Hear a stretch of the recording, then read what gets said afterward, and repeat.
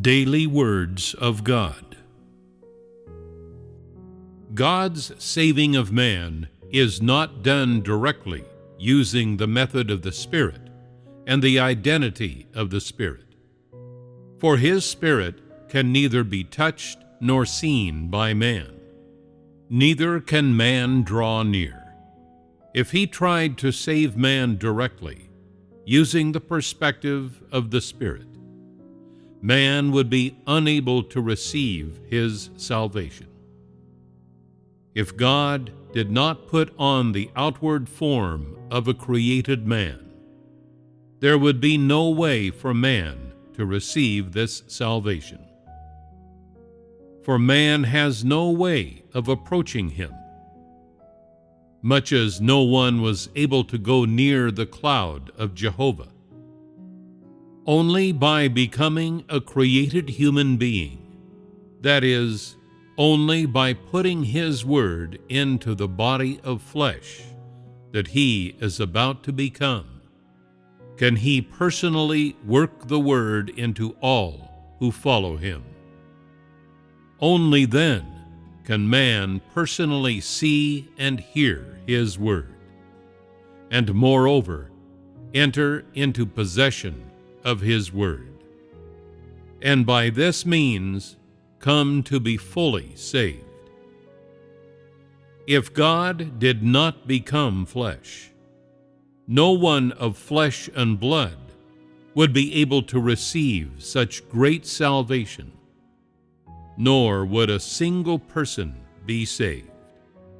If the Spirit of God worked directly in the midst of mankind, all humanity would be struck down, or else, with no way of coming into touch with God, they would be completely carried away captive by Satan. The first incarnation was to redeem man from sin, to redeem him by means of the fleshly body of Jesus. That is, He saved man from the cross. But the corrupt satanic disposition still remained within man. The second incarnation is no longer to serve as a sin offering, but rather to save fully those who were redeemed from sin.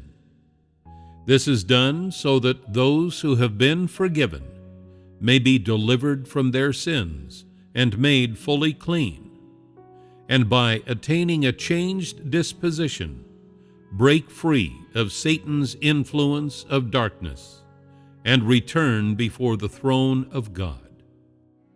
Only in this way can man be fully sanctified.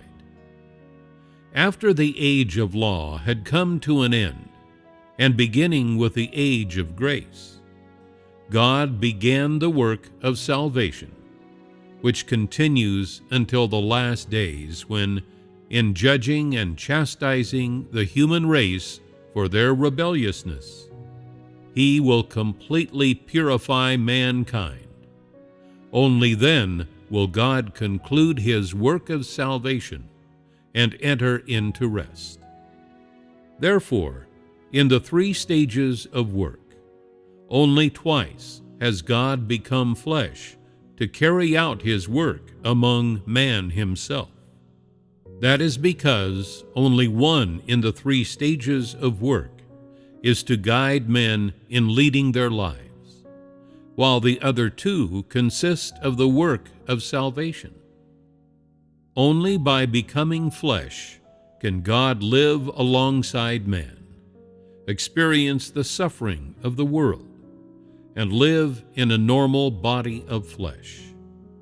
Only in this way can He supply men with the practical way that they need as created beings. It is through the incarnation of God that man receives full salvation from God, and not directly from heaven in answer to his prayers.